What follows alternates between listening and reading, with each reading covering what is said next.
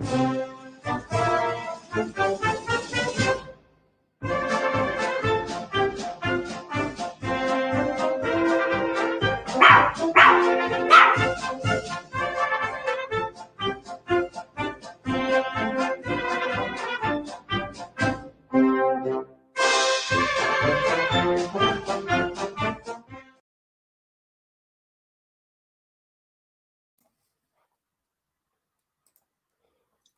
unmute myself. Yeah, best do. Hello and welcome, folks. This is Asterix in Corsica this week. I am Hissy. That over there is Godless Scummer, and we are going to take you through this book and hopefully have a bit of fun along the way. Yeah. I think this is the first. I got a feeling this is the first time I've actually read this one. You know. Yeah. It's not a very famous one. It's not a very well known one. No, it's from what I saw of it, it did quite well in France, but not so much internationally. And I think maybe it's because a lot of the jokes in this are you're probably not going to really get if you are French, really. And I gotta say, my complaint about this book at the beginning. A lot of this is punching down on the Corsicans a lot, I think. It is. It feels a bit like if a British comic writer wrote something like this about the Irish or the Welsh. Yeah. Or if the Italians wrote about the Sicilians in this way, it would be very. It's edgy. Yeah. And I don't mean edgy as in 4chan and edgy. I mean it's just it's on the edges and the boundaries of decency, I think. And it crosses it a few times. Yes.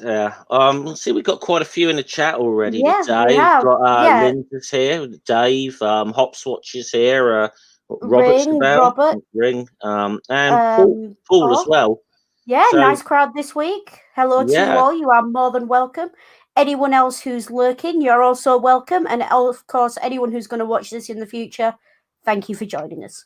Yeah, absolutely. Yeah. So, I mean, I do get the feeling in a lot of ways, and perhaps we should actually set a bit of context for this. That the comparison you made there towards, say, Italy and Sicily, in a lot of ways, that you could argue that Corsica's got some similarities in a way, certainly in the way the French view Corsica as the way a lot of northern Italy views the Sicilians, and I think culturally, Corsica is much more close to that sort of Mediterranean culture than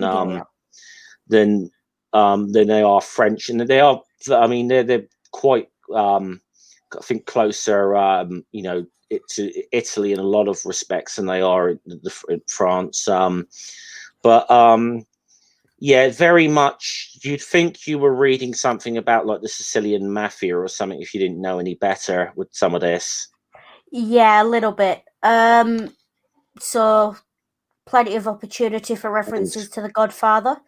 Yeah, and to actually set the record straight on that. That is a pure work of fiction. Corsica. But Corsica has its own sort of traditions with organized crime in that respect. There was a Corsican mafia. The Union Corse, for example, very big in the 50s through to the 70s. Anybody's seen the film The French Connection, because they operated out of Marseille as well. That was the Union Corse who were involved in that. And a lot of similar history with blood feuds and vendettas and so on. Vendettas are a big thing, and so these are some of the themes you're probably going to get into in this one, I think. Yeah, I feel like the themes in this one are very much. It's trying to take a moral high ground, but it's punching so far below the line of what's decent, it kind of fails to do that a little bit. I mean, don't get me wrong, it's typical Asterix, it's got a bit of humour, a bit of this, bit of that, but it feels more in the vein of Asterix and the Goths rather than Asterix in Britain. Yeah. If we're putting it in sort of, if we're saying tonally where it sits. It's much closer to Asterix and the Goths and Asterix in Britain. It doesn't feel as good natured. It doesn't feel as good natured as perhaps say Asterix in Britain or something. It feels a bit more. It feels a bit more like it's taking, nastier shots, I suppose you could argue. Yeah, it's not just a bit of gentle ribbing. It's very deliberate prodding, I think. Which I think is a good time now, having said that, to just put up the page with the preamble on it. And I'm going to make this full screen so people can see this, because this says it all about the attitude, I think. Okay, well, first of all, you get a map of Corsica with fortified Roman camps. So there's so much, some funny ones on here, actually. Yeah. Modicum, calculum, chewing gum, mausoleum, radium, ultimatum, podium. Someone had a lot of fun with the words. Potassium, memorandum. Yeah, so somebody had a lot of fun with that. There's a whole right preamble. Okay, now, so do you want to read this out or should I? I'll read this out. Okay. So, first of all, I do have to point out this is the first Asterix book with a preamble in it, which tells you straight away it's something a little bit different. Yeah. And it reads as follows. It says, for most people, Corsica is the homeland of an emperor who has left pages in history as indelible as those inspired by our old friend Julius Caesar. It's also the birthplace of Tino Rossi, a singer with a long and prestigious career whose songs about Marinella and Bella I can't pronounce that. My Spanish is terrible. Bella Catarinetta. I don't know. My pronunciation's probably butchering that as well. Have told the world. It is a country of vendettas, siestas, complicated political games, strong cheeses, wild pigs, chestnuts, succulent blackbirds, and spry old men watching the world go by. But Corsica is more than all that. It is one of those privileged places in the world with a character, a strong personality that neither time nor man has ever tamed. It's one of the most beautiful places in the world. No wonder people call it the Isle of Beauty. But why this preamble, you may ask? Because the Corsicans, who are described as individualists, having both exuberance and self-control, nonchalance, hospitable, loyal, faithful in friendship, attached to their homeland, eloquent and courageous, are all more than that. They are sensitive. And you can hear the... Immediately, that's a dig. That's that's a don't shoot.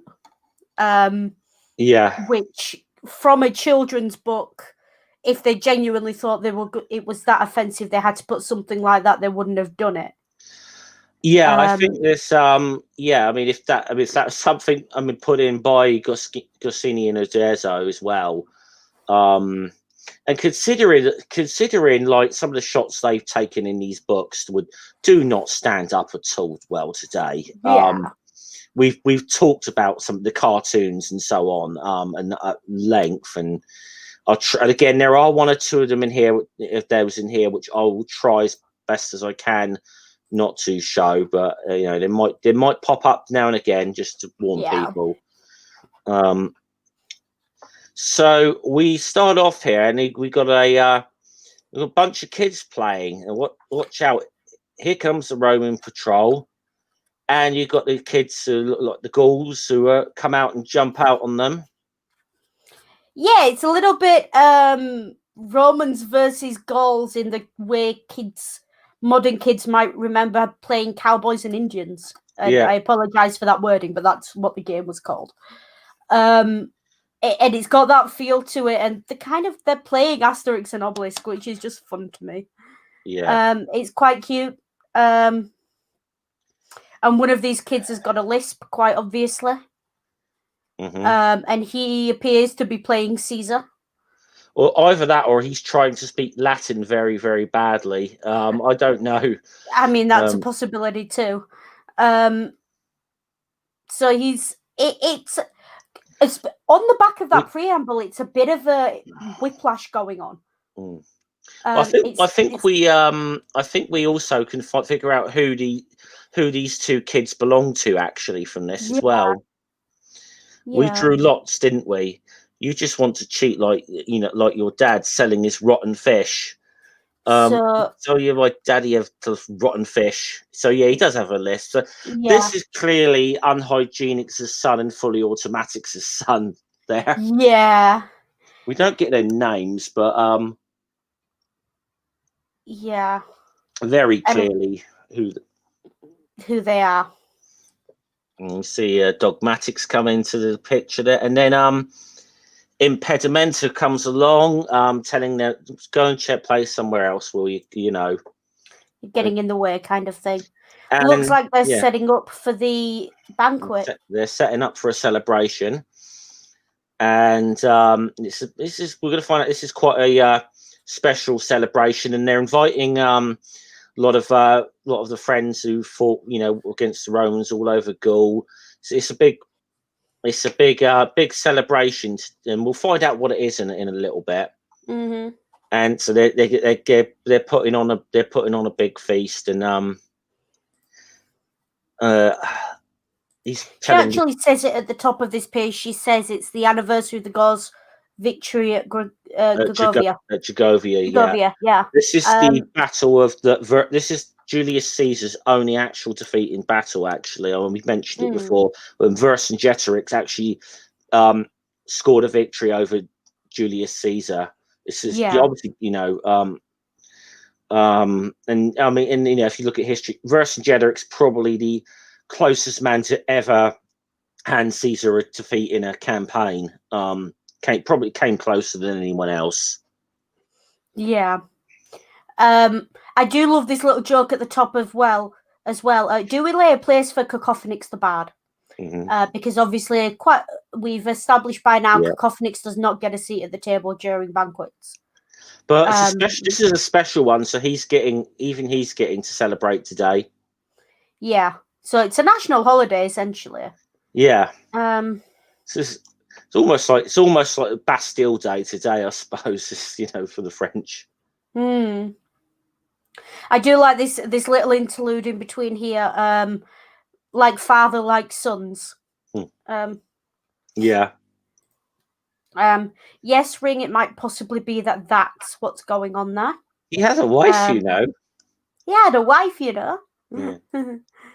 And meanwhile,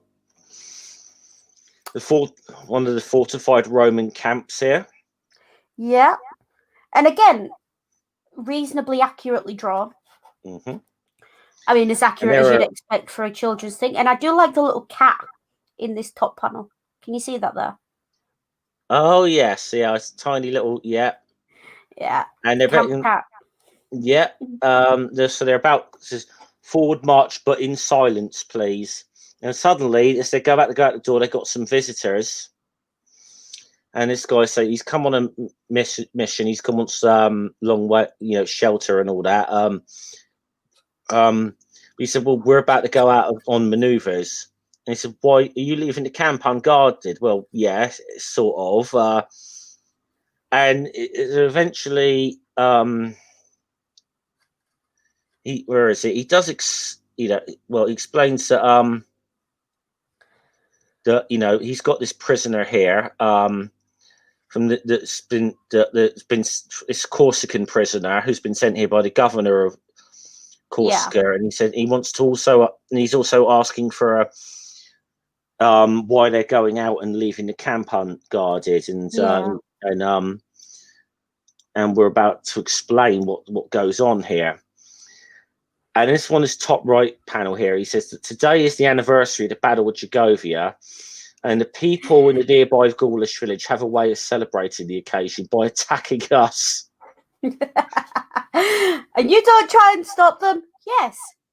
We stop it by leaving camp and going on maneuvers. Yeah. Like I said, the Romans that are posted near the village, they know better by now. Yeah. I mean, there's no point in getting a bashed head for no good reason. So there's just their whole thing is we're gonna go out quietly on maneuvers or something so that we don't get our heads caved in by the Gauls, This entire page though is an excellent depiction of and apologies for my language for this one. It's an excellent way of exploring how shit runs downstream in the chain of command. Yep. It's brilliant. Yeah. So he decides he's going to drop the prisoner off with them, and they've got to stay to guard the prisoner now because he said so. Because he's the ranking officer. Yeah. And then where's he going? Yeah, he's off on manoeuvres. He's going off on manoeuvres with the other. So he probably knows enough about the ghouls locally to no, this is probably a good idea to make myself scarce. So yeah. So he's well aware. And says we'll be back to pick him up tomorrow. And I left. I was like, no, we're not. So. And I love this is that if you see this next page, all the friends and that are coming to the village, you're going to recognise them. They're all from previous books. Yeah. Which it's kind of cute, you know. You've got the Spanish and the little brat. Yeah, you got you've got the Helvetian, the Swiss guy, the Helvetian. You've got the Spanish with the little brat son, who Dogmatics is just lovely, happy to see. Instamix, who's come all the way from Rome. Anticlimax. So you got the Britons here. Yeah. Then I remember these guys, some Asterix in the Banquet. They've come all from like Marseille and around and France. Lyon. Yeah, so they're all the people that helped them on this one. Then we've got the Chief with the Shield. Yeah. You got him. And they brought all the wives here as well. Yeah. So big reunion in effect here. So they get to come in on the fun as well. So they're all going to have a bit of the magic potion and go out and help the ghouls bash the Romans. So. And outside, the men are all having their little reunion as well, which we gather. Yeah. Well, and Asterix and Obelix are they've been sent off to like spy on the camps here, because remember there's 4 of these camps. Yeah.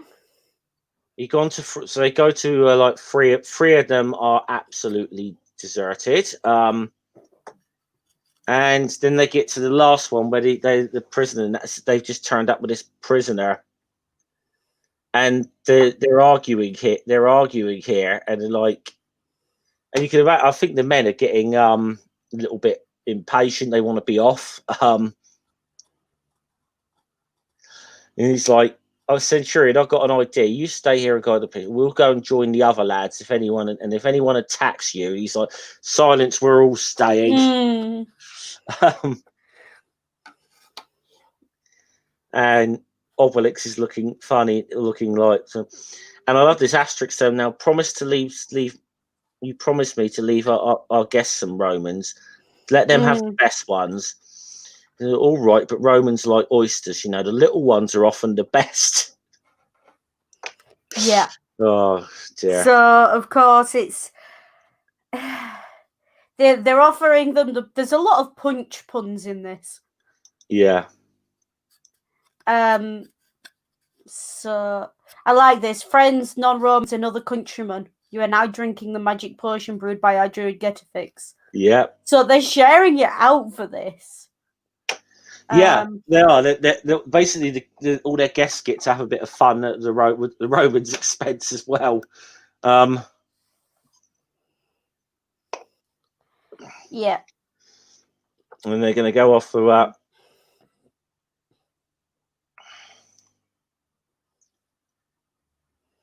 I do like this in Pedmita there. Don't be back too late. Romans can wait, but roast ball can't. I love it. Yeah. Yeah. I spent it. You know, So don't be late. I love that. Do you like? Oh, I love this Obelix. Do you like oysters? The thing about oysters is the little ones are the best. Obelix is a selfish git here. He's He's trying to save himself all the best ones. Yeah. An armed vigil is in progress at the camp, and there'll be a great big brute and a dreadful little midget all stuffed up with a magic potion. So they know Asterix and Obelix quite well. And so he comes across the idea he's going to unlock the prisoner's change here. If they recapture you, you must promise to say you escaped on your own and had nobody helped you. Don't ask me why I'm doing this for you. You can go free. I said you can go free. Here comes the first joke here at the Corsica. Yeah. Listen, go free, will you? He says, after my siesta. Listen, there's a reason Corsica is such a popular holiday destination and popular retirement destination. It's a very easygoing way of life. Yeah. And the siesta is, I don't think it's enshrined in law, but close enough. No, it's a cultural, and it's not just this is very much a Mediterranean thing anyway. It's an afternoon nap effectively. You know, they have a nap. They basically they put their heads down for a couple. I mean, when I went to one of the Greek islands or whatever, like Kefalonia, years ago. There was pretty much a sort of mid-afternoon siesta for a couple of hours, like all the tavernas and the shops shut for a couple of hours. Yeah, I mean, it does make sense in their climate because it's impossible, especially when they're all countries that would have had very strong rural economies until sort of industrial growth. That tradition of you cannot work under a midday sun in that heat. You can't. No, so it makes perfect sense that they'd sit down and have a siesta. It's why, you find that a lot of them have, in Europe, in the Mediterranean, they have dinner that little bit later at night. In the UK, we have dinner about 6 o'clock-ish. Yeah, I suppose on average, I mean. Yeah, on average, give or take, kids after school have the tea at about 4. Somewhere between 4 and 6 is about dinner time, I'd say, depending on where you're from in the UK. Yeah. Could be as late as 7, but we're just talking. We're talking like on average here. Not everyone eats at the same time, but I did get the impression, because I've been to a few European cities, they tend to sit down and eat at about 8 o'clock-ish. Yeah. And to me, that seemed quite late. Yeah. That's more supper time to me. I will say that rule doesn't that rule only applies until like a Saturday night when people suddenly decide to go for an Indian meal about 11:30 at night. Yeah, but that happens in the UK as well. But we do it at 2 o'clock in the morning. That's what I meant. Yeah, that's what I meant by that. Yeah. But anyway, he's lost, and as this is going on, of course, the Gauls are coming in. Happy anniversary! Let's get the party started, and all the guests are there. The Spanish are in there. Spanish, the guys from Marseille are in there. I do like this. Good party spirit here, isn't it? Never touch spirits for my part. Yeah.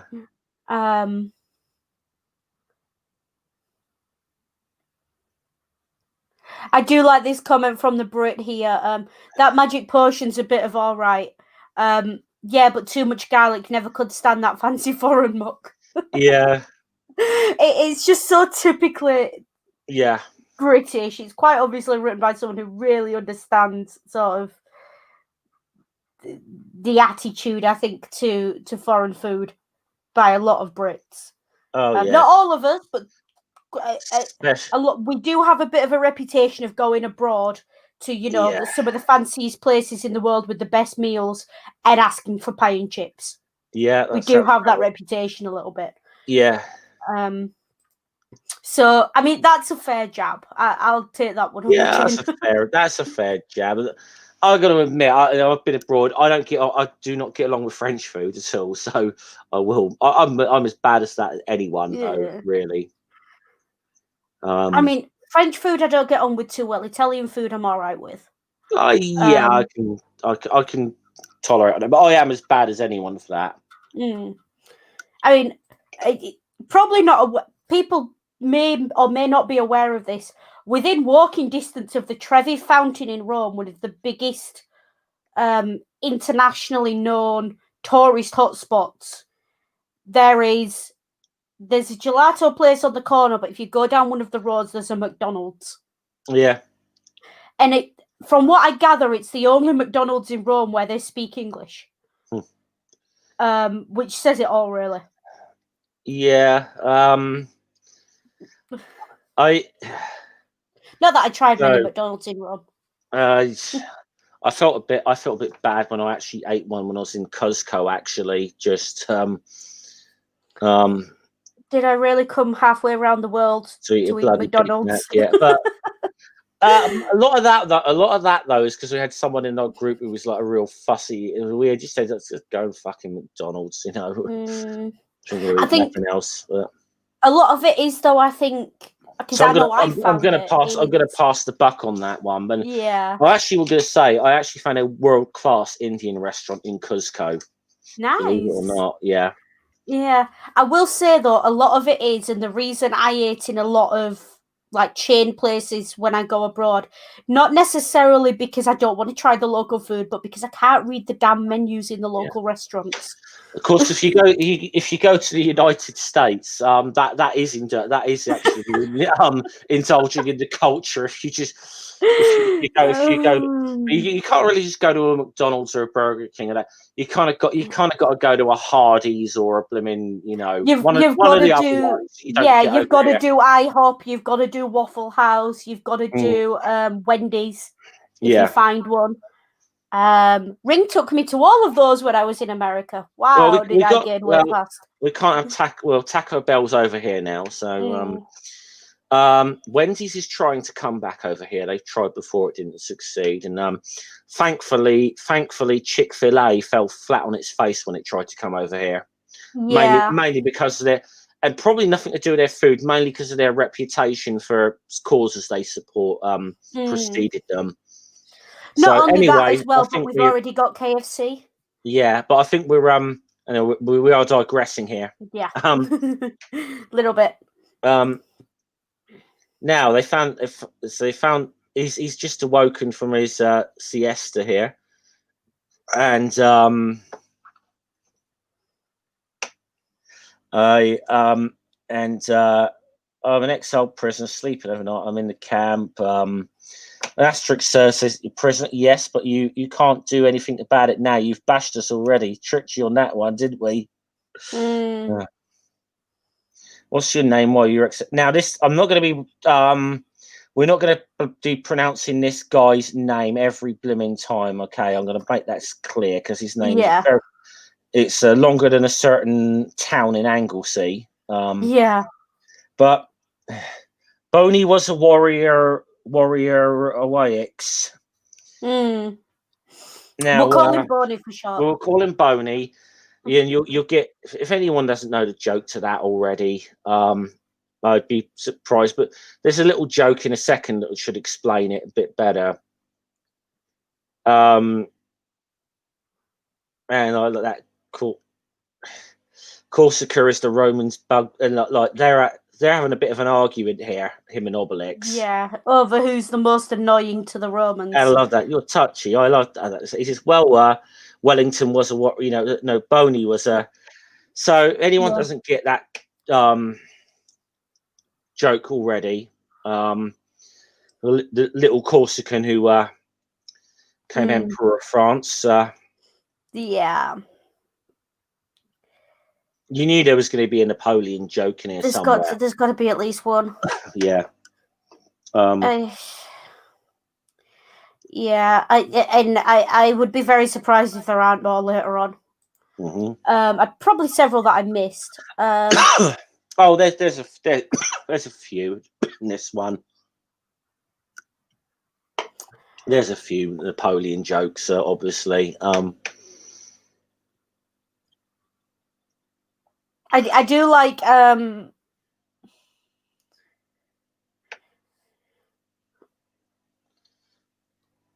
do like when they're now at the banquet and he likes Obelix because he's touchy. Mm. And this is one of those, it's a bit of a jab at sort of takes one to know one. In the artwork for this character, there's some issues. Yes. You again, there's some. If you go back to the earlier one, I can't remember which one he was in. He's got a very similar. He's drawn in a very, very similar way to Caesar's sycophant. Yeah. Snivellus. Yes. He's got, it's the same greasy hair and jutting chin, and the only thing missing really is the nose. So he tells them a bit about Corsica, saying it's a province governed by this by a praetor, appointed, who's appointed, and claiming to be he's claiming to be levying taxes, but he really just wants to be in Julius Caesar's good books for when he returns home, of course.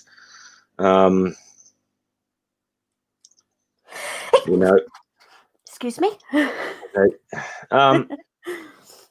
But he said, but before he leaves, and my men get everything back he's had in his warehouses so far. Caesar's only had peanuts of us. Not even one of our Corsican chestnuts. So, and turns out that this guy. So it turns out this guy is this Roman official running the place is corrupt. Surprise, surprise. Yeah, and again, didn't we talk about this a few episodes ago about the way taxes were collected in ancient Rome and in the Empire?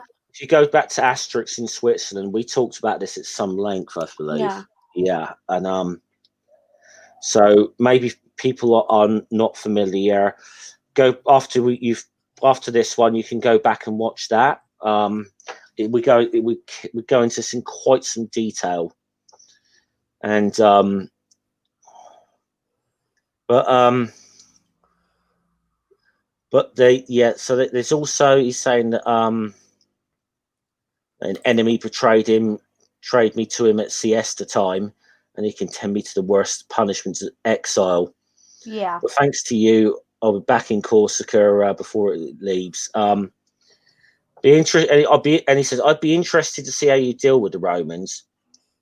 And so he invites Asterix and Obelix along, and he calls Asterix or Celix.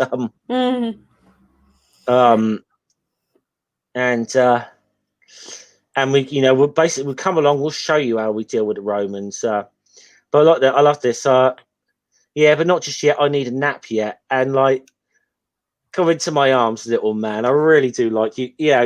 It's like it's almost like Obelix is becoming an honorary Corsican here. And I do like that comment from the Corsican, the most beautiful country in the world, because I'm going to do it. I'm from Yorkshire. We come from the most beautiful place in the world, damn it. And it is that attitude of, home is always the most beautiful place in the world to everyone, but some people have got more of a claim to that than others. Yorkshire doesn't, just for the record. North Yorkshire's quite pretty, but where I am, not so much. Joking aside, the Dales are lovely, actually. Yeah. And they are absolutely lovely. And the moors are nice. Not so much in the cities. We're still, getting over the fog from the Industrial Revolution. Yeah. But it's one of those. I hate to. Like I said, I'd hate to stereotype an entire group of people. I really would, but Yorkshire folk, we are very. Monty Python got that right. I'm sorry. Yeah, it really did. And the thing is, we play it up. We do play it up. We do it deliberately. Sketch, yeah. We really do play that up a little bit, and it's fun. And the thing is, we know it's one of those. It's true, but not as true as they make it out to be. But it is as true as that because we play up to it. Well, It's kind of a self-fulfilling prophecy, the Four Yorkshiremen sketch. Well, you know that joke about drug addicts in Yorkshire, don't you? Oh, They've been they've taken to injecting ecstasy into their mouths. It's a dangerous practice called e-buy gum. That sounds more like Barnsley than where I'm from. That sounds more like South Yorkshire, but yeah. Oh yeah. To be fair, Ring does have a point. We hit Western Montana and the mountains, and my heart got balked. It was beautiful. Honestly, it looked like something out of a really well done cartoon. The colours were incredibly bright. I actually do think, though, I think quite the opposite a lot of the time is true. Where we can go, we got what's on our doorstep. We don't always necessarily appreciate, and like like I go to somewhere like you say the Yorkshire Dales or like the Pennines, anything like up north like that, the mountains. I'm blown away by it. Whereas to me, I've got the most beautiful view overlooking the fields between Bradford and Leeds. It's probably just and I barely notice it. Yeah, and it's probably the same thing. If you came down here, you'd be quite taken with a New Forest or something. Well, I am. And to us, it's there. We see it.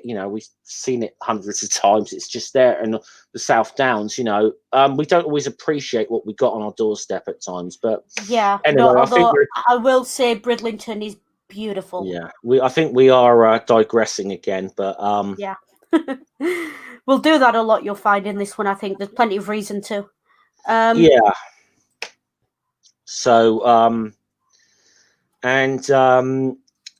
so they're off on their way, and Getafix even gives the Corsican a bit of a gourd of magic potion as well, and so they do a little gift exchange here.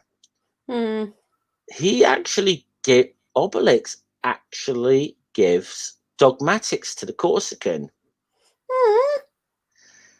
Yeah, don't worry, folks. He'll get him back. Don't worry about that. Do puppy. But seems to be treated well though. But he says, but Obelix says it means I can travel light, and he'll have to carry dogmatics. And dogmatics has been putting on a little bit of weight recently. Tiny bit. Yeah. No, that Obelix would notice. Yeah, I just like you carry menhirs on your back all day, and you're worried about that puppy. Yeah. So this is important message, which we know from previous books. This is Marseille. And again, warning for this. It's in the top panel. And it's likely to continue. Is it the next page? You see. It's in the top panel of this page and bottom panel of the next page. Okay, that we've got pirates coming up, people, and you tend to know what that means. Those of you who've watched this a few times know what that means. I'll do my best to kind of but they do come up as a little bit of a plot point in this, just so people are aware. But but they must find a boat to Corsica, and so this guy goes into an inn there, and he's speaking to the innkeeper. Right. Oh yeah, this is the problem. Okay, I see the issue. So they're speaking to the innkeeper. Yeah, there's the pirates happen to be in there, and he offers there. He says, "Oh, we've got the innkeeper says we'll get you a boat to Corsica." And of course, he's selling them out to the blooming pirates or whatever. They'll need. I'd like to take an offer so we can. Yeah.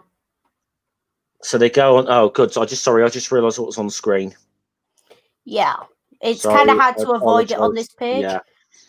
Because it's all over the shop. I just realised. Yeah, I'm sorry to anyone who sees that. I am trying to as little as possible show that. Yeah. The next page is fine. Okay. Well, they go on to this boat, and the pirates are downstairs. and they get ready to let's pluck out our 3 unsuspecting victims, and then suddenly they realise who it is. And just very quickly there, you got the pirates all on the boat, their little lifeboat out there now. Yeah. Yeah. So they've just left the ship rather than taking the beating for it. Oh, they know by now. They Mm. know by now what happens when they come up against Asterix and Obelix. I'm just going to this top panel on this page. Uh-huh. Again, Uderzo and his sunset, Landscapes. sunrises, landscapes. He's just beautiful. The trouble is, it feels so weird that we do this all the time. That we, you know, that we can see his bloody awful cartoons, racial stereotype cartoons, and then yet you see what a brilliant bloody artist he actually is. yeah. You know, and it is kind of almost weird that, you know, we can sort of see that all the we see this regularly all the time within these books, you know. Yeah. I mean, this one was I think this one is 1973. So again, yeah. The more modern they get, the less and less excuse for that there is. But the landscapes, even just have a look at the front cover of Asterix in Corsica. But then again, and this isn't to defend what they're writing in here. Anyone who's familiar with the French satire magazine Charlie Hebdo, let's just say racist cartoons are still an issue. Should we just say? Yeah. Okay. And it is worth saying this was the 20th in the series, so sold very well in France. Yeah. That's why they went back and brought in a lot of the older characters as kind of anniversary type thing. But it is very. We're not going to. At this point, there is no way whatsoever to justify this. You can't justify it. This is the early 70s now. You can't. You can't justify it at all. But it is. You know, it's beginning to get beyond explanation as well. Yeah, I think you can't justify it. I think you can explain it, but that's about all you can do, really. And as I said, it's unfortunately it's not an issue. It's not an issue that seems to have gone away with French cartoonists even today. It's really not. And again, this is what I mean by we've addressed it, but we've also explained why it was potentially not as problematic as we would view it to be in past books. But we're getting to the point with this now. This is the early 70s. There's really no excuse for it anymore. Not. There isn't. And even explaining it doesn't. Yeah. When we were in the early 60s, we could almost say. And I've got to say, the trouble is, I know there's stuff still to come. I know there's stuff still to come. But it is very much a case of, the early 60s, we can sort of say, well, it'd be a bit pot call in the kettle black. I think it's coming up in 2 weeks' time, actually, is one. I think it's Asterix and the Great Crossing. I think that's one that I seem to remember was very problematic with Native Americans. Yeah. Asterix and the Great Crossing. Which I think is coming up in a couple of weeks or so. It is, a couple of weeks. It'll be the next one on my channel after this one. Okay. So we're just... anyway... We think we should get back to this, but we're having to take a few detours on this today, I think. But so we take he's got a sniff of this thing here. This is Corsican cheese, which they are not impressed with that. Dogmatics is howling, and is that aroma, the essence of Corsica, to him it's brilliant, but they're like it's a bit strong. Yeah. I'm going to give a bit of an anecdote. There's I think it's a cheese or it's some sort of plant. And it's a Jamaican plant that's known for it.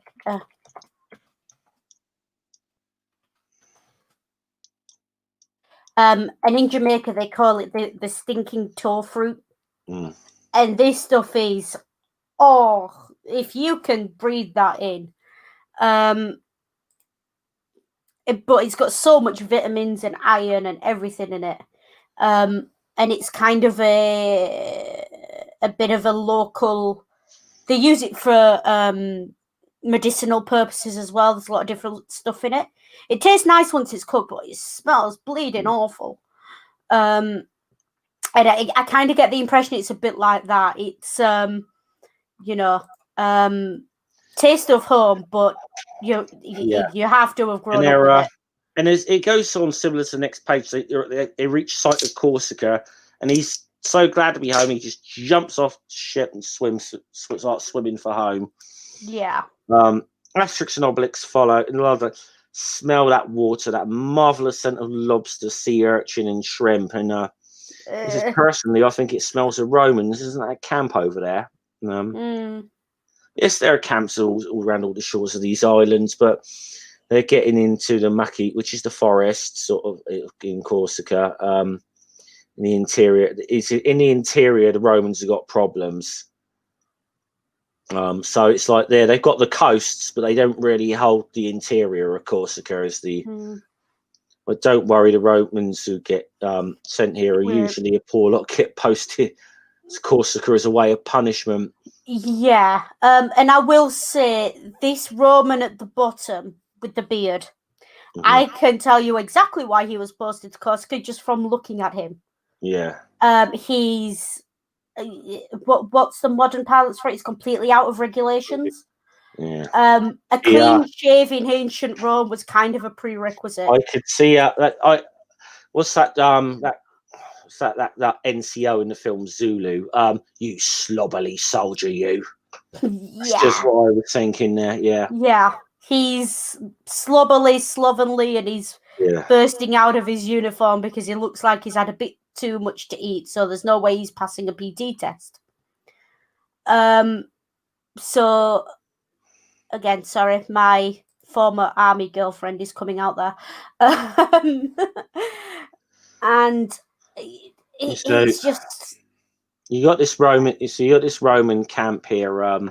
And you got mind out for the second row in this page.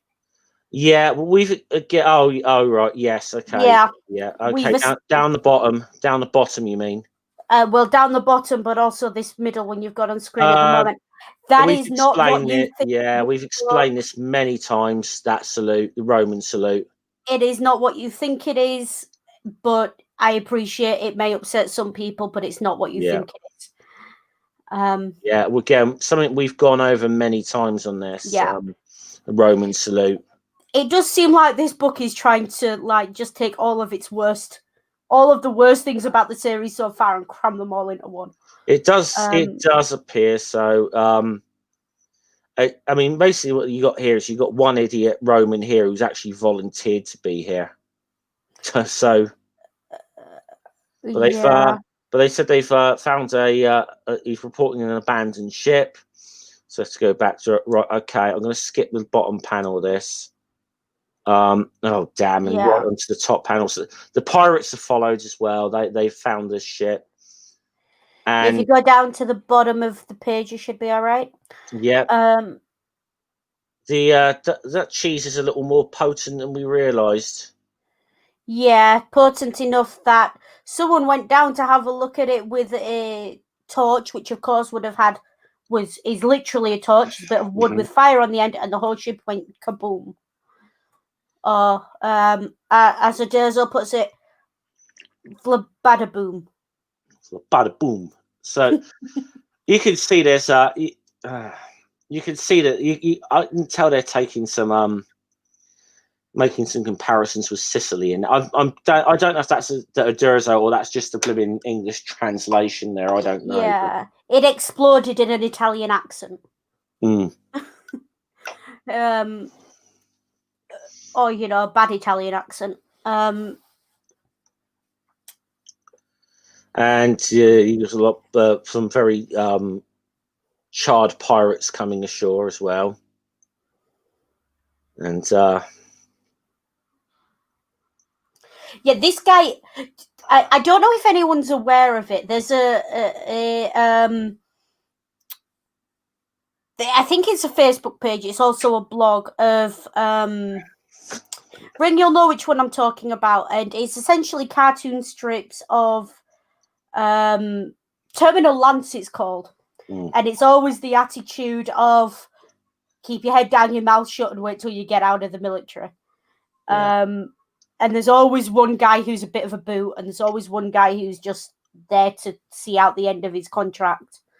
And it does. It's kind of got that vibe. These two soldiers, it's really got that vibe going on. Yeah. And then now they go again. Some beautiful scenery here, but at the same time, again, one of the very probably bad stereotypes that the French seem to have about the Corsicans all in one picture. And he said, that's the druid Lethargic.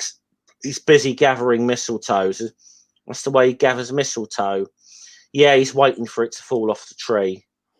Yeah, so there's the strong implication of basically the implication is that they're lazy people. And I actually checked this up on when reading up on this earlier this morning. That is a bit of a stereotype that's held in France about the Corsicans. Yeah. But and then there's like, oh look, tame boars. No, they're wild pigs. We said something about the old men sitting on the. So we get that they pop up a lot during this, and so then you get another little thing, and just think we were just about to hold an election for a new chief, but the ballot boxes are already full. Again, I'll explain this one, shall I? Yeah. Corsica has some history of corrupt elections. In for their assembly, it's got a bit of a history for elections that have been rigged and so on. Although, yeah, so that's what they're having a dig at there. Yeah, and again, it's one of those. Listen, it's no better than any other country in the world. If you go back in the history in any country in the world that's had elections, at some point you'll find a corrupt one. No country is better or worse in that situation, believe me. I could go on a rant about the Labour Party in 2005 because I know some of the shit they pulled. The Labour Party in 2005, the leadership elections with the Labour Party recently. For the Americans, it's kind of the equivalent of what the DNC did to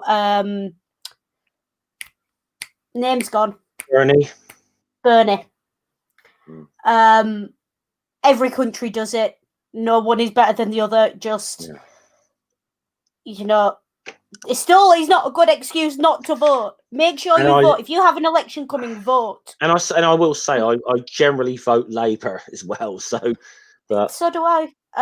But not gonna make out that there isn't problems with them at the same time. I mean, I will admit at this point, if for some odd reason they called an election tomorrow in the UK, I'd vote Labour, but I would do it while holding my nose. Yeah. I love the fact you got this little these dogs, these lethargic dogs here, looking at dogmatics, and one of them says, "Look, no bigger than a chestnut, but if he eats it, as if his siesta depended on it." And you see, and this is where you start again. You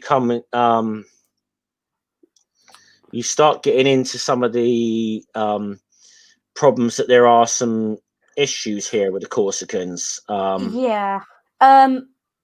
Then I mean, so they want to.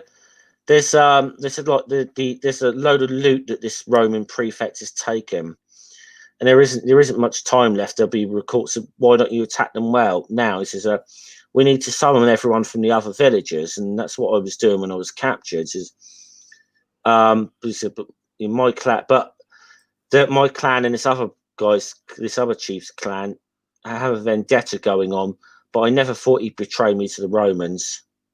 And it's like, there's no proof he did. They're capable of anything. What's the vendetta about? Nobody's too sure anymore. Yeah, it's. This is. I hate to use this phrasing, but essentially, it's a blood feud that they're taking the Mickey out of. This is, and again, if you go back and look, particularly through the for about a 30-year period, during from about 1820 to 1850-ish, there was some massive like clan blood feuds, vendettas, which is an Italian. Again, this is what I said when you think of when we hear this stuff, we tend to think of like Sicily and the mafia and stuff like this, don't we? And that sort of a culture, but no, this was, and you can go and read about this. This is quite a history of Corsica's, and there is a huge history of family blood feuds. I mean, Britain's not without it. I mean, some of the Scottish clans had blood feuds themselves, but it's probably not to the same extent. Yeah, it's the thing is, again, different cultures call it different things, and the reason I'm making this point is no one culture is any better than the other. No, I mean, in America, you had the Hatfields and the McCoys, didn't you? You know, as Ring just put, the Hatfields and the McCoys, gang warfare. Yeah, you know, it's that attitude of we hate them, but no one quite remembers why, but no one's willing to just lay down their arms and get on with it. Yeah. And they've got a captured pirate here. Yeah, and took 3 passengers on board the ship, disappeared, and an infernal device made from a form of cheese. Is a Corsican cheese, and one of the one of them was called Boney was a warrior, Pom Tilly Pom Tom or something. You know, he can't pronounce the name. Yeah. So he realizes this enemy of his is back. I saw them make it, take them inland towards the mountains. I request the honor of participating in the search to find these outlets. So this is the guy this is the Roman who's too overly keen, doesn't seem to realize what he's. Yeah, and he's obviously a kid who's signed up for the glory of it. You know, the helmet's too big and the uniforms, and he's a bit too skinny, and he's a bit, he's that kid who thinks because he's signed up it makes him a hero or something. Yeah. Which he's eager to impress. Sad. Yeah, I always find I'm one of those people. I find that quite sad when I see it in media because it's the old.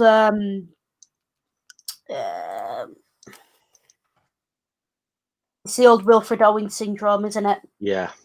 For those who aren't aware, First World War poet. If people aren't familiar, yeah, you're probably aware of. And again, I'm going to pronounce it the English way because it's an English poem. Probably aware of the Dulce Decorum Est poem, which I think everyone studied in school at some point. And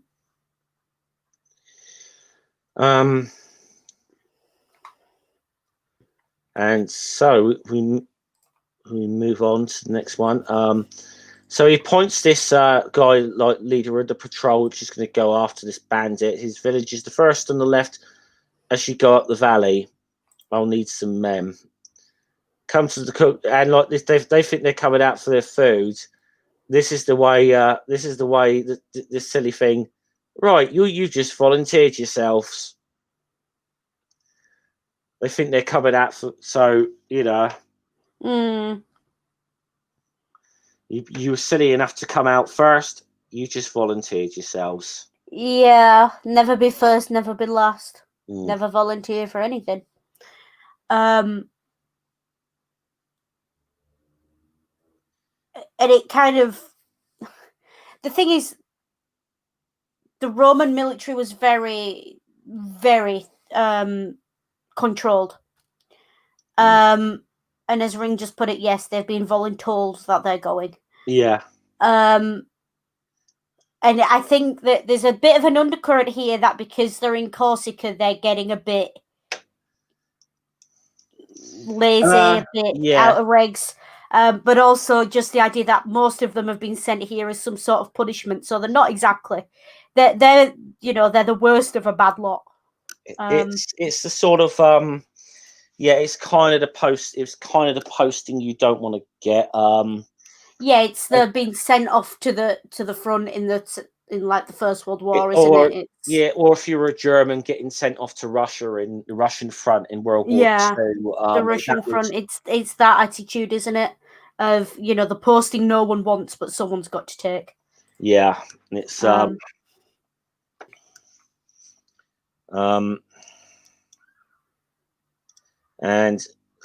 now bear in mind he's got something. Says Caesar warned me if I didn't bring plenty of route back to Rome, he'd send me to Gaul, because apparently there's a village there whose people are even worse than the Corsicans. Mm. Oh, you're about to find out. Yeah. He says, but they have nothing but fish to be looted, and I've heard it isn't even fresh fish either. Yeah. This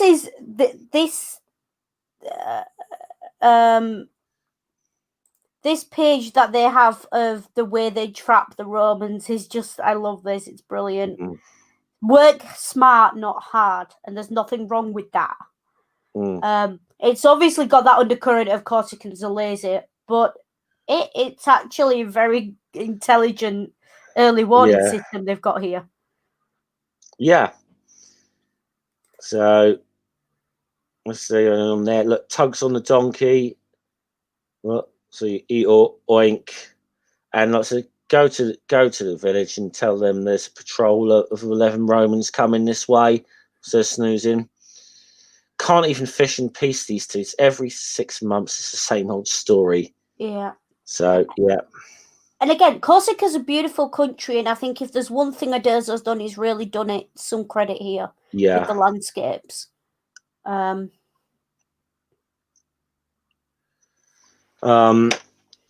it says, tell your friend, watch out.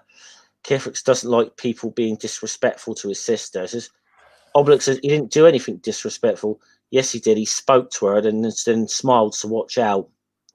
Okay, this So we're getting into this patriarchal. I'm going to watch my language and not finish that sentence. It's like bullshit. Bullshit. Yeah, it's that old world. She's a lady. I'm going to make the reference. We're more than an hour in. I can get away with it now. He comes across like frigging Sonny out of The Godfather with this, the way he talks about the sister. It's overprotective to the point of being just incredible. The thing is, I know men who are like that in real life, and they're Well, as I said though, they are even mocking a bit of that because of Corsica's history with like I said, the organized crime culture. We say what we call like all that sort of mafia culture that's got this that's rumored to be based in all this sort of so-called code of respect or whatever. Which this code of respect and honor. I don't buy personally. But this wasn't something that was unique to Sicily. Corsica had this. In the south of Italy, in Dragata, then you got the Camorra who are based in Naples. So people only know about the Sicilians, the Sicilian thing, the mafia. But yeah, the Corsica had very much had its own. And I've said this before. anyone's familiar with the movie The French Connection, doesn't And really. I But mean, even outside of the Mediterranean, it exists in various guises, various names. yeah, You know,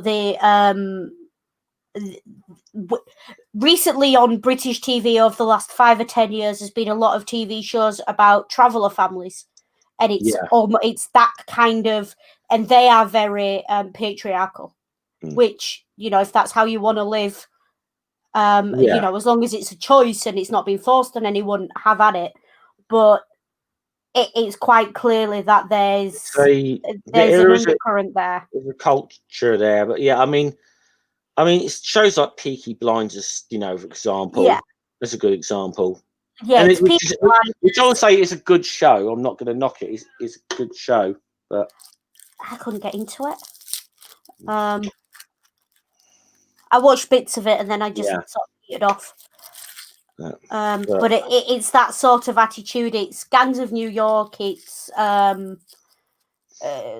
obviously I've mentioned The Godfather. It's all that kind of thing. A lot of different cultures have their versions of this as well, and generally, if they're a culture, and sometimes it does come from cultures, if they are a culture that's been oppressed by various states or whatever. That protectiveness over their women and children becomes. They do like to, and they will try and sort their problems internally and so on with their own customs. And I mean, not to put too fine a point on it, but even where I live, there's certain things you don't go and see the police about it. You go and see the local, you know, whoever. Not naming any names, but there are certain things that are dealt with internally because certain cultures throughout the world, for varying reasons, simply don't trust the police and the authorities. Yeah. And certainly, again, if you look at some of these, and it's probably, if you look at, you know, somewhere like a Corsica or a Sicily that's been occupied by, you know, by many different foreign invaders going back to the Romans or whatever, maybe before that. And yeah, I mean, if every, you know, few dozen years or so I was being invaded by foreign authorities that, you know, quite clearly didn't have my best interests at heart, I'd probably stop trusting them after a while too. Well, I mean, at one time, I mean, if anyone knows a bit about Napoleon, obviously, who was little Corsican himself, who's been alluded to. If anyone knows a bit about him, he was very, very anti-French at one point in his young years. And maybe it wasn't until like the French Revolution that his ideas about that started. He was very much a Corsican nationalist. Yeah. At one time. And again, here we get into it a bit more, and we go down to this with the guy knocking on the door here, and says, "I don't like people talking to my sister," and he brings the knife out. This knife is actually a genuine vendetta knife. That is actually what it is called, a Corsican vendetta knife. Yeah, I'm glad you picked that up as well, Jeff, because I was going to comment on that. I had to do a bit of research on this one because I wasn't as familiar with this, but I mean, I was familiar with some of the Corsican organized crime stories, but yeah, that's quite obvious what that is. It's a kind of flick knife, and it's got almost like a knuckle duster ring on it.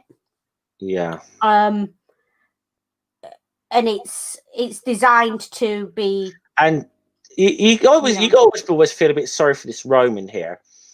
He said, "But I'm not interested in your sister. I only wanted to.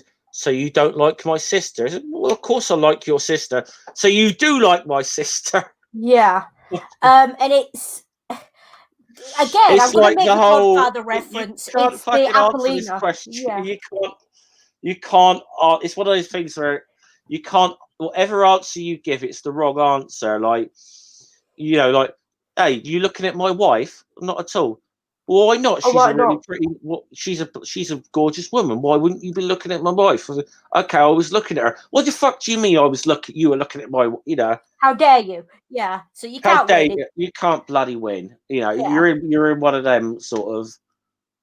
Whereas any reasonable man would say, listen, look, but don't touch. Mm, And that's fair, because who steers your eyes, really? But I kind of, this is, again, I'm going to make the Godfather reference because that's the big one that everyone has seen, everyone knows. When he's in Sicily and he sees the girl and yeah. he's struck by lightning and goes to see the father, and the father's very patriarchal. It's the typical, it's that going on. It's also, And hey, bear Americans, how many jokes do you have about dad getting the shotgun out on prom night? and actually bear It's that. something in mind that when this was written, The Godfather was out, and probably one of Mm, the big films at the time this was out. mm. So I think what's this 73? So what, a couple of years after The Godfather was released. So I Let me check what date The Godfather was released. think it was The 71. Godfather Part 1 was 1972. So yeah, this is So 73. This book. So yeah. yeah, they might even be picked. They might even be. They might even be. It might even be a little bit of a cash in on the success of The Godfather here. Anyway, Yeah. where are we? So they're going to the Mackie, which is the forest in, and this is also a little bit of a joke as well. They're getting lost in these forests. Apparently, a lot of tourists get lost in these. Yeah, there's also as well these it basically looks like grassland, like moorland. Yeah, And there is, and again, I pulled this from Wikipedia, so please don't yeah, hold me to it. In Wikipedia, it claims that in past centuries, highwaymen and Corsican nationalists would have hid on that land yeah, to avoid the authorities. So again, it's all playing into these national stereotypes of nationalists out in the bushes, that kind of thing. So, and Ring's got a point. I'd be very surprised if this wasn't heavily influenced by The Godfather. yeah. Maybe not explicitly written as an excuse to make Godfather jokes, but heavily influenced, I would think. I'm just looking at the timing that this was released, and this was written in when The Godfather was released, and it was a massive. This is, and we'll have to just say we are purely speculating. We don't know this to be the case. This was their motivation, but it does seem like it's probably a good coincidence. We'll just say that they can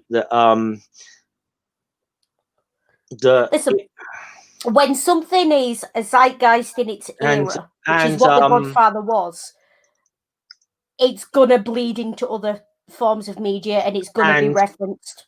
Oh, Hissy, by the way, I just checked something else. The French Connection was released in 71, so Yeah.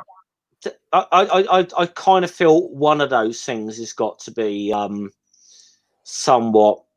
I guess it's got to have entered their mind some way, even maybe in a subconscious way. Even it must have crossed Goscinny and Uderzo's minds when they were writing this. That's just all I mean, if you're being nice and if you're being possibly too kind, you might want to insinuate that this is a satire of those kind of films. But you'd be pushing the boat out a bit. That's a bit of a stretch. Get your yoga mat and try that one.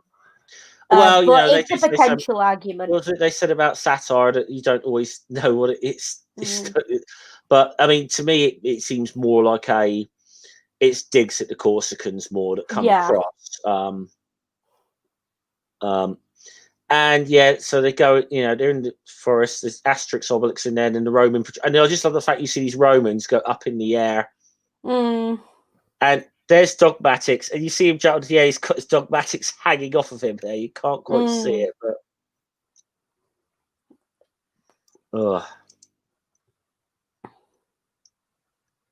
so they come.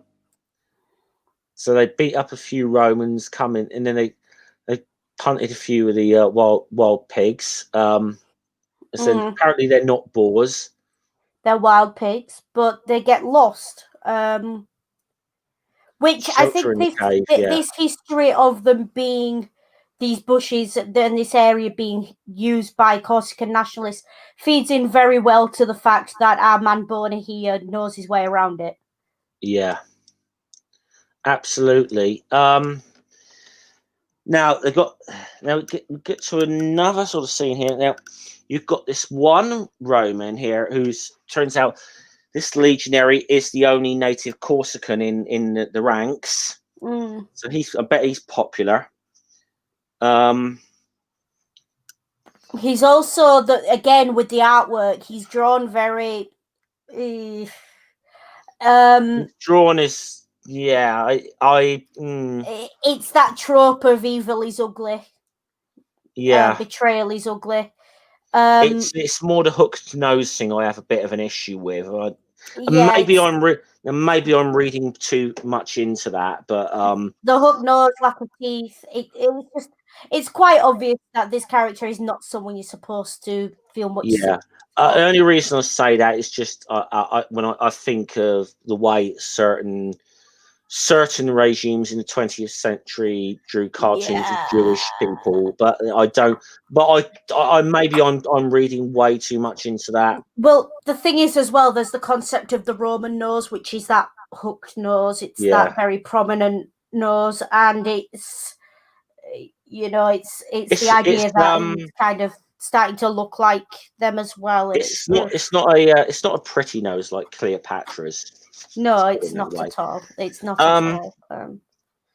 So what he's talking to them, he's going to move all the loot he has stairs in this warehouses to a big galley that's outside in the harbour. He said for this operation, you can employ the Corsican prisoners now building the Roman roads. As a reward, for the work, the prisoners will be set free, but be careful. I don't want the garrison to get wind of this. You don't? No. So once the galley's loaded, we'll go aboard ourselves and sail away from Corsica, leaving the garrison behind to defend the empty warehouses. So they're looking at double crossing their own people here as well. Yeah.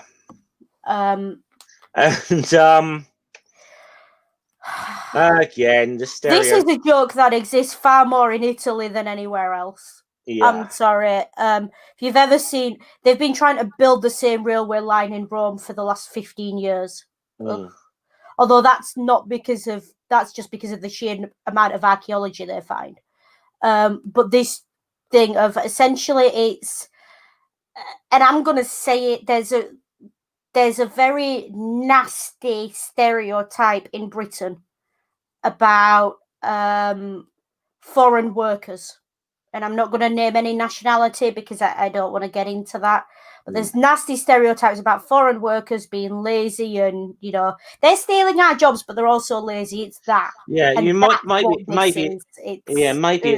it's, and I will tell you that is a horrible stereotype that is not true. It still exists to a certain degree, but I think it's, because I think most people, because it mainly used to be in the construction industry that you'd have that there was quite a large foreign workforce, but I think where we've seen in other cultures now, we've seen a lot of Eastern European workforces. And they are hard workers. And I will not hear a word against them. I mean, come on, you said they're not hard workers. These people grew up under some of these people grew up under Stalinism, for goodness sake. Don't tell me they're not hard workers. And I mean, even going back again to, we were talking about, certain regimes that would, children's textbooks. There's a famous children's textbook from that era that asks, if it takes 10 of these kind of builders 2 weeks to do this job and 4 of our kind of builders 3 days to do this job, how much cheaper is it, and things like that, or how much better will the work be? And it's that same attitude. Now, so we get here that they're summoning some of their friends with pretending to make pig sounds, oink sounds. You can tell. Actually, you want any more Now, this is, bear in mind, this is the British translation. Mm. You want any more proof that they're having a dig at Italians as well here? Listen to the names here: Spaghettix, Raviolix, Tagliatellix, Lasagnix. Yeah. Cannoli Yeah. Ooh. Yeah. Yeah, so they're all Italian dishes, aren't they? And then you got, can't you tell the difference between a pig and a chief of a Corsican clan? He says, I don't know. I've never Obelix. I don't know. Never tasted the chief of a Corsican clan. Don't look like me like that. You're giving me a headache. Mm. And it's like, just it's looking very It's like they're looking for a reason to start a vendetta again. Yeah. It's any excuse for a fight, isn't it? And again, it's that attitude of the galley. Drink too much, eat too much. The galley outside here. Look who seems to be captaining it. So obviously we'll have to watch out a little here.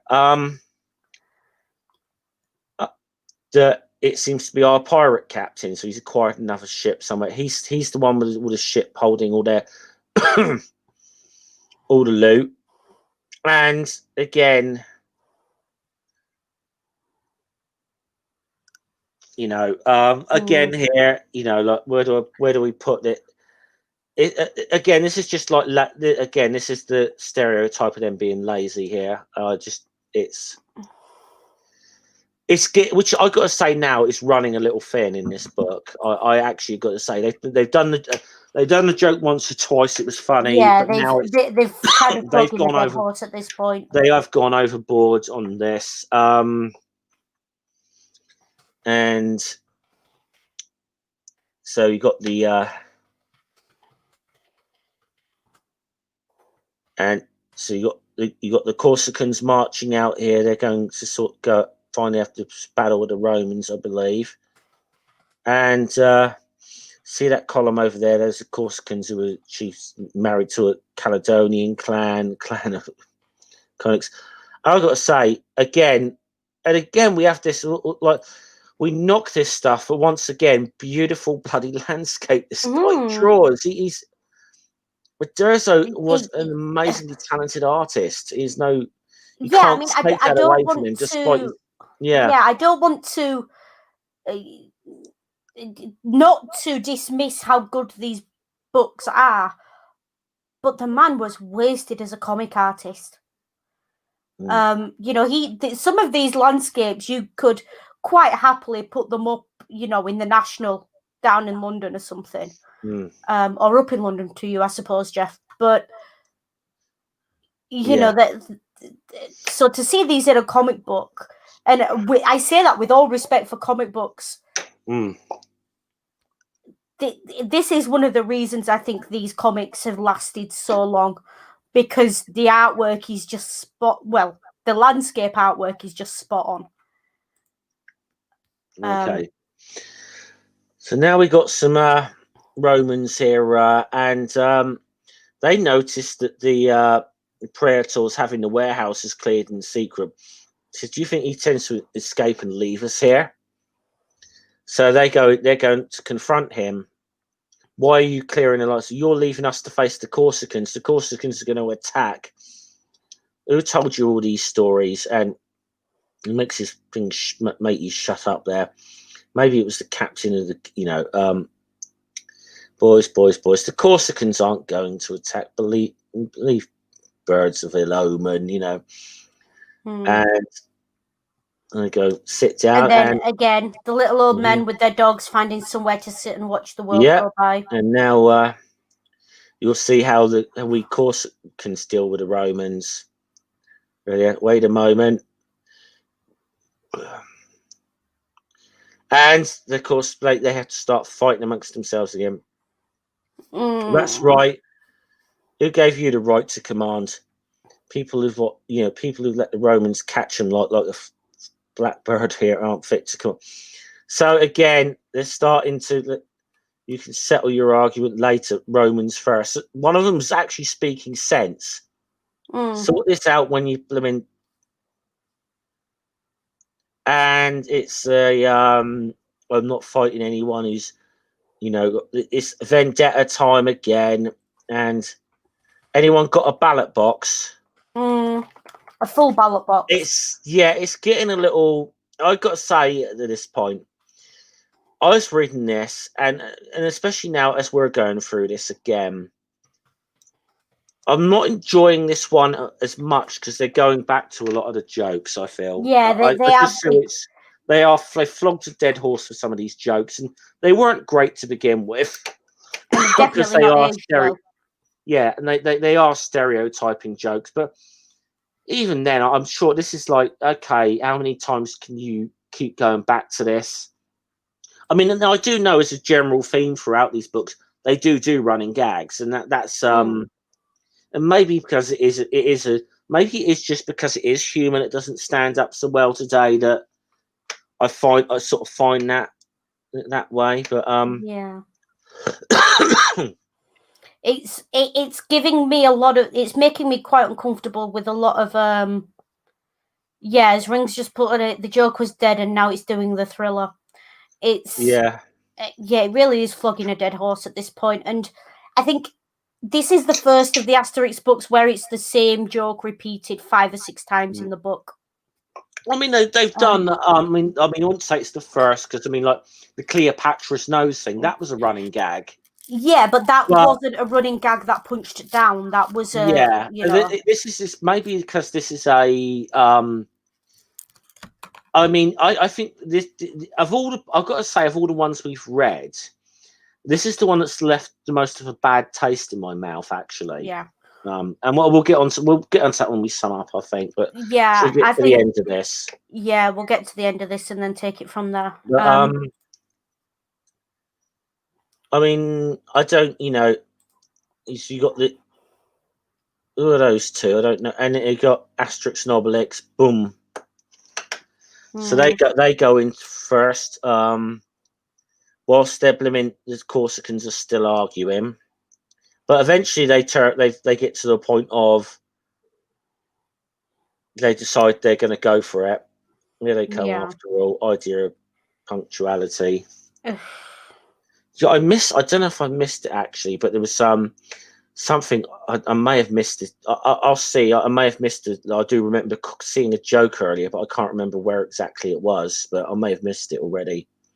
But we'll go a little further. Asterix goes in there, bang, bang. Yeah. And there is a joke. I think you've skipped a page. Yeah. No, I was on this one. This panel mid-page. I just want to have a quick discussion about this. He says, "I'm not too keen on being in the front line." The front line in a Roman, in the Roman infantry was a place of honor. Yeah. Because you're the best, the fastest, the strongest were put there. But yeah, I think it's just going with the whole joke. These are these are people who've been sent here as kind of punishment, so they're probably not. I think they're just kind of going with that joke again. But yeah, I mean it's I mean generally as well. You know, those times you generally did put your best troops in the front lines in ancient war. I mean, because there's a lot of the time it's this thing of where you this idea that you held your elite people back to go in and do the damage at the end. People seem to have this idea. No, you sent your elite guys into the thick of it to begin with, especially in ancient warfare. Yeah, because to put it bluntly, what you don't need is your elite soldiers unable to fight on the battlefield because they're tripping over bodies. Yeah. So you send them in first to try and reduce the losses that you're gonna get. I mean, one of the people I suppose who did send his so-called elite in last was Napoleon. Actually, like the Imperial Guards. I think a lot of the time they got a reputation of being unbeaten on the battlefield. Generally, because they were sent in to blooming when the rest of the Grand Armée and actually that was the joke. Yeah, they'd already done the work, and then it was like the Imperial Guard used to tend to quite often go in there and grab the glory kind of thing. Yeah, very much like the Praetorian Guard under sort of the Praetorian Guard were essentially the Emperor's private bodyguard. They weren't going anywhere the Emperor wasn't, or where the general wasn't, if you like, the general of whichever legion. And the general would have had his own private guard, as it were, and they were elites of the elites, and they were the only elites that weren't right on the front line. Yeah. So there is that playing into it. I mean, there's been instances in history where, you've had the elites being constantly put against the weakest troops or what. I mean, you've probably studied ancient Greek warfare a little bit. I'm guessing here. See, but there was a tendency like this almost unwritten rule where you put your best troops on the right side of the line, and it tended to be like the worst one. So who were the Spartans fighting most of the time? They're the worst of their opponent, but like the Theban sacred band were put on the left, and so the first time the Spartans had someone of their own caliber, and they got their asses handed to them. Yeah, because someone looked at it, and again, I think Alexander of Macedon did it a couple of times, moved his elites from right to left, and it became a thing of, because essentially what's happening is if you've got elites on the right-hand side and you're coming face on, you're essentially going to push yourselves in a spiral. Whereas if you've got elites on the other side, you can break through and essentially flank them. And ancient warfare was all about flanking the enemy. Once you flank the enemy, they've lost. There's no fighting your way out of that. Okay. So they're knocking out some Romans. Obelix seems to have some blimmin'. I'm not going to actually keep that on screen, but so I'm skipping a little because I'm conscious of time here. Oh damn! Sorry, we got some pirate stuff here, but they're going into. So there's the cast off here. I'm sorry, I'm going to skip this. Hissy. Yeah. They're catching up with this ship that's supposed to be going, but of course they catch the ship. He does not get away with the treasure. And you get a sunken. I will say there is something about those pirates I do want to comment on. Obviously, we don't show it much. Yeah. But the character who's drawn like that, we presume Numidian character,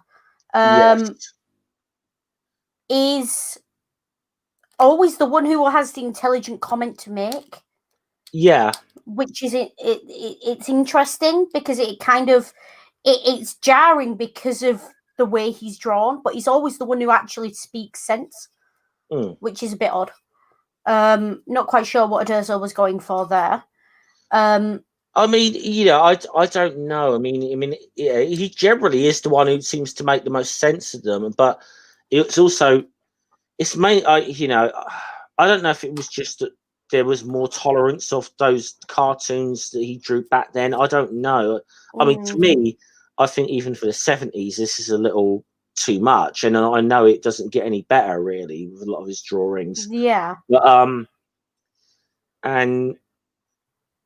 and you pointed out when you showed the Pixar thing of Mansions of the Gods that there was only a very mild improvement on that character, It was still bad. It was just toned down a little bit, enough to perhaps where people wouldn't comment too much on it, or to make it just about palatable for a modern audience. Yeah. Or for a non-French audience, possibly. Because again, we went into some depth on this. France has its own very unique take on its own history and imperialism and the consequences of it in the French context. Now, I do have to comment on this thing here because the Corsicans let this Prieto go. And he's saying Caesar will have his. He's threatening him. Caesar will have his revenge. Tell Caesar, no matter what his ambitions are, he will never rule us. The people of Corsica will never accept an emperor unless he's a Corsican himself. Again, another Napoleon crack. Yeah, and then you get to it. You get to the next thing. They start arguing again, and going through their vendetta again, and Asterix says that's quite enough. Hit past history. You've been fighting together against your oppressor. Now you have to fight again if you want to remain free. So shake hands. So they're like, okay, yeah. Asterix tells them a bit, makes sense. And there's kind of the joke that such pointless feuds will never exist in Corsica again. Oh, come on. That was like, And then we find out the origin of the feud between them all over a frigging donkey that his great-grandfather wouldn't pay for or something. Yeah. Which I know sounds hyperbolic as it sounds, is the kind of thing that some ridiculous blood feuds actually did get kind of started over. I mean, there's even a history in Britain of farmers where the hedges are battling over the land in between. And we're not talking a lot of land. We're talking, 6 foot wide around the edge of a field, if that. And they'll battle over it for generations. Well, it's like, it's like, I might be. No, I'm not gonna, I don't know, because my history might be wrong on this, but I'm pretty sure some of the stuff with the Scottish clans, some of their feuds started over stuff as innocuous as cattle. I mean, like the McGregor clan, for example, were well known for like cattle rustling and someone's cow wandered onto someone else's land and they wouldn't give it back. Yeah, I mean, especially one guy in history, a guy called Robert Roy McGregor, Rob Roy, who's been made into a bit of a Hollywood kind of hero in that.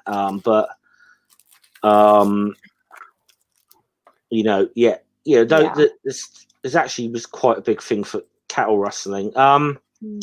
Anyway, we're getting towards the end of this.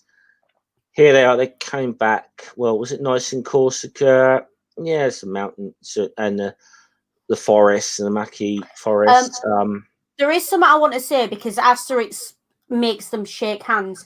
There is a thing of French diplomats. French diplomats have a bit of a reputation of being very good. So that I wonder if there's a bit of that going on. Yeah. Oh, by the way, he gave Dogmatics back to Obelix as well, just in case people were wondering. He gave Dogmatics back. Do you know, I did miss the joke because I think it was another Napoleon little crap. But, like Asterix said, something like the Romans having un grand armée, and so again Napoleon cracks. Look, I remember seeing that when I read it, but I didn't see it when we were going through it. So they return to their back under the stars. We may end at the end of journeys and travelers' experience since they adopt some of the more pleasant customs of the countries they visited. And I think, although they tried to say, that there was I think in a certain way that they wanted to try and show both, like, have fun, try and show that good and bad Corsicans, but it just seemed to me like a lot of the bad came across in this, and it was a lot of the stereotyping. I'll get this off screen now. Yeah. And I feel like it's almost like this last comment on that last panel is a bit of an apology. Yeah. Again, we may know that each of their journeys enriches the traveller's experience since they adopt some of the more pleasant customs of the countries they've visited. Yeah. Which does seem a bit like a sort of, we had a dig, but you've got some, it's almost as if they've gone, that's wrong about your culture, that's wrong, that's wrong, that's wrong, that's wrong. But it's okay because there's some nice things and we've borrowed those. This one is very, again, the artwork's beautiful. The story is, I think this is the first one where I genuinely don't like the plot. I got to say, this is the one and I don't say, I don't think I actually read this one when I was a kid. And I've read most of them. I've read most of these. But this is the one that's definitely, I think, I've come away with this with a bit of a bad taste in my mouth. Yeah. And even with other ones that have had some things in them that have not sat right with me. The book on the whole, the book on the whole was good, but there was one or two things that this is probably the first time I've come away thinking, no, I didn't really. There was some funny bits, but on the whole, I didn't really enjoy this. This is the one that really makes me question Uderzo's attitude to certain nationalities and certain races and ethnicities, and how acceptable that is on a really visceral level. This is the one that, to me, it sticks in my craw that this was the 20th one. It was pitched as an anniversary one, and this is what he chose to do with it, because that says a lot about what his intentions were. The series has gone on long enough. It's safe for him to be a bit more brutal, a bit more honest about his own opinions, maybe. But frankly, his own opinions, and I don't know the guy. I've not done a lot of research into him. I don't know. But this is the one to me that comes across as, frankly, really racist. Yeah. This is not one. It's the same tired nationalistic jokes at the expense of another country. It's punching down. There's not a lot to redeem this one. It's got a little bit of comedy in it, and the artwork's good, but there's not a lot to redeem it at all. Yeah, I mean, look, this is, like I said, the difference between this one and maybe most of the ones we've covered is in the ones we've covered, there's been some things that have made me uncomfortable, but on the whole, the book has been good. Like the Mansions of the Gods, that was one that was very tough because of the fact we had to endure some of the artwork. We had to endure some of it, and there was bits that made me uncomfortable, but on the whole, the book was good. This time, this is the difference with this one is this is the one where I feel that I've come across where I feel there's little bits that were funny, but on the whole, this has left a bad taste in my mouth. Yeah, and I think this is the one. It's a bit like, you've just stepped into the room and realised that the Emperor is Starkers. That's what's going on there. He's really sort of shown a nasty, bitey side to his attitude with this one. Before, you could almost, a lot of the jokes, national jokes and things, you could laugh off as national stereotypes, a bit of fun, a bit of a laugh. Brits drink tea, all this. Yeah. They're not having a dig as such. They're just playing with stereotypes. And this one is really having a dig. I think this one was more savage than the one they did on the Goths, the Germans. I think this one was far more savage than that.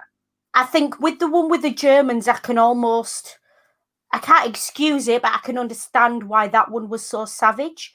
And I think it's the fact that there is no reason for him to have swung so hard for the Corsicans. That's sticking in my craw. Actually, Rings, mate, I don't know if you've seen what Rings just put in the chat, but makes an interesting point. Yeah. I've just seen that, and it's that there is that nasty subtext of Asterix and Obelix, the French fight in the battle for the Corsicans against the Romans. And especially with Asterix seen as a national symbol, and the history of Corsica was Italian at one point. Yeah. I mean, in a way, this is what they've done. I mean, that Corsica is a lot closer culturally, I think, to Italy as a culture than it is to France. Oh yeah, absolutely. I mean, even with its most famous citizen, Napoleon. I mean, Napoleon Bonaparte. That's an Italian name. It's Napoleon Bonaparte. That is an Italian name. And I mean, I expected obviously the Napoleon jokes, and I did expect one or two of the little digs at like the sort of like organized crime things within Corsica. I expected some of this. I actually had to look up one or two things.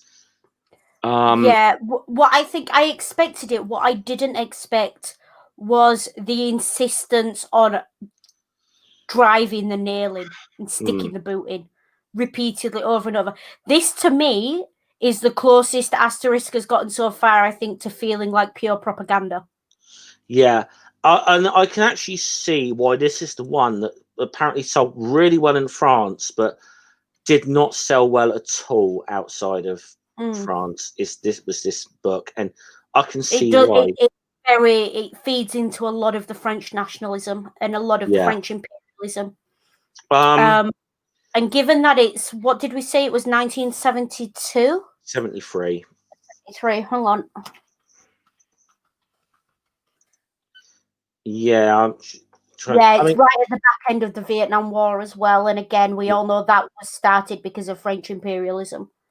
Yeah, well, the French got kicked out of there as well. I mean, you've got to remember, this is a period of France had come off of the period of the loss of empire, and so I mean, its last few colonies. I like Vietnam, or French Indochina as it was known, and Algeria. This was the point where it just kind of, had come off that period. Actually, within that context, I think there's a lot of bitterness in this one.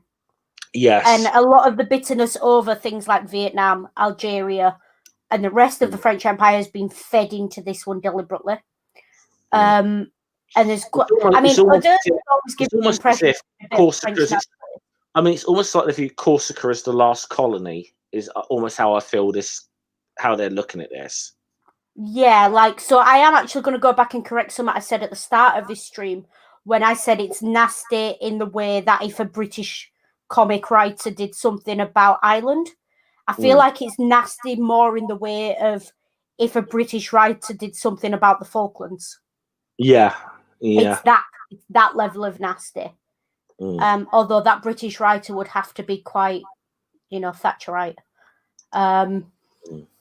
But it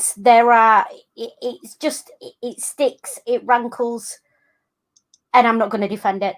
This one to me so far is I can't defend this one at all. Yeah, there's not. Anyway, I like to be positive on these streams. Yeah, Hissy, I think we're going to have to wrap this up in a bit because I realise it's getting near time for Ring's stream as well. Yeah.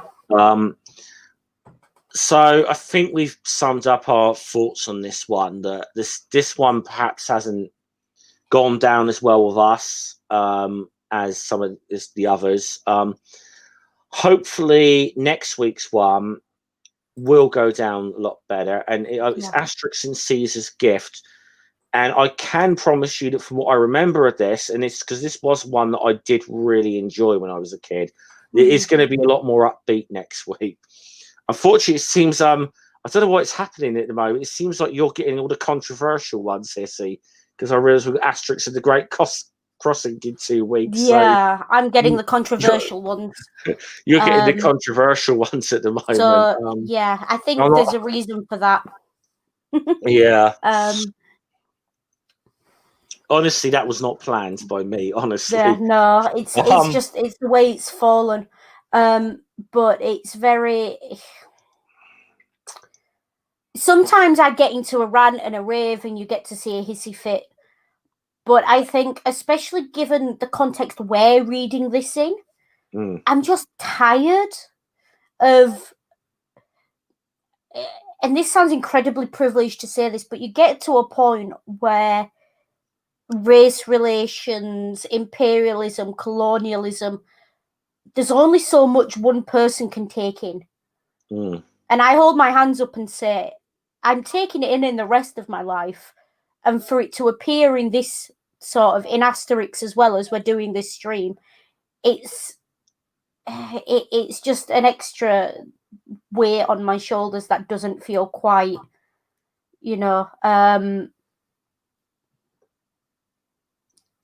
it's just. I like to think this stream's a bit of an escape for a lot of people from the nastiness going on in the world. And this one's rammed it home a bit. That this hasn't felt like it this week, I know, but hopefully next week next week should be an improvement. I do promise you, Hissy, Caesar's Gift is quite a funny one. There are some. It's a bit more upbeat. Meanwhile, I do notice he's put it in the chat. Do you want to see? Media Musings is coming up shortly on One Ring's channel. Yeah, and again with I'm going to be on there, and again with the series streams because we're discussing banned books and censorship this week, so that's going to be fun. So you will probably see a Hissy Fit over there, because that one I can, I've got a lot to say on that. But this one, I just think it's one of those where everything that can be said has been said, and has been said by people with far more knowledge on the topic and with far more eloquence than I will ever do it. So with that, I'm gonna obviously I've just put it up there. It's in the chat. Media Musings. Go click on that and wait for Ring to start. He normally starts at the top of the hour. I'm hoping he'll give me a couple of minutes to fix my makeup before I come across first. Anything you want to show, Jeff? Only next week. Only thing I have coming up next week is, like I said, going to be hopefully a little bit more upbeat Asterix stream than we've had this week, and hopefully be a little bit more enjoyable. Absolutely. I've got a couple of things to chill. Obviously, we've got Media Musings. I also have a new Twitter. Now, do not panic if you follow me on my main. I haven't abandoned it. It's still there. But if you're interested in things like fandom, I put a lot of not safe for work stuff on there. And I know my husband's watching, and it's a shame I don't get to see him blush as I say this. But, tweets about sort of actors that look like my husband, and therefore it's okay for me to tweet about them. Things like that I go on my other Twitter now because I didn't want to inundate anyone who's not interested in that kind of thing from my main. So it's Discourse Noodle. The link is at the top of my main profile if you want to follow it. It is not safe for work. It is adults. All the same warnings that I used to give when I shielded my fan fiction of not safe for work, dead dove do not eat, you know what you're getting into. Hissy Ring does not look like... Have a look. Hissy Ring does not look like Danny Dyer. What are you on about? It's not Danny Dyer. It's Hugh Dancy, Hugh Grant, Alan Rickman. I have a type. Okay, I have a type. So if you want to follow that and you're interested, come along. If not, it's entirely up to you. But that's the one thing I've got to show this week. I do also want to say, Tony Keane, who did the Cinema in Ancient Greece and Rome thing, I've just finished the course with him. He's running it again at a different time. So go check him out. He's Tony Keane 42, I think. Let me have a look. Tony Keane 46 on Twitter. Go check him out.